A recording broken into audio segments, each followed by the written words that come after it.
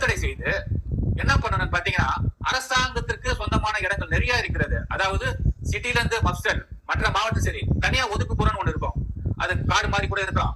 அங்க ஒரு வேலி போட்டு ஒரு 5 ஏக்கர் 10 ஏக்கருக்கு ஒரு வேலி போட்டு இந்த நாய்களை அந்தந்த பகுதி சென்னை திருவள்ளூர் மாவட்டம் காஞ்சிபுரம் மாவட்டம் இப்படி அந்தந்த மாவட்டத்துல சார்ந்த ஒரு இடத்த ஒரு 5 ஏக்கர் ஒரு 10 ஏக்கர் எடுத்துட்டு இந்த நாய்களை அங்க விட்டுடும் சொல்லிட்டு அதை பராமரிப்பதற்கு எப்படி பாத்தீங்கன்னா, ஏன்னா இந்த ப்ளூ கிராஸ் அமைப்புலாம் இருக்கு, அவங்களுக்கு ஒரு நிதியை ஒதுக்கிட்டு சொன்னா அதை அவங்க பாத்துக்க போறாங்க. அதுக்கு சாப்பாடு வைக்கிறது தண்ணி கொடுக்கறதுலாம். இது இந்த நாய்களோட வாழ்க்கை பாத்தீங்கன்னா குறைஞ்சது 5ல இருந்து ஒரு 8 வருஷம் அதோடைய வாழ்க்கை காலங்கள்.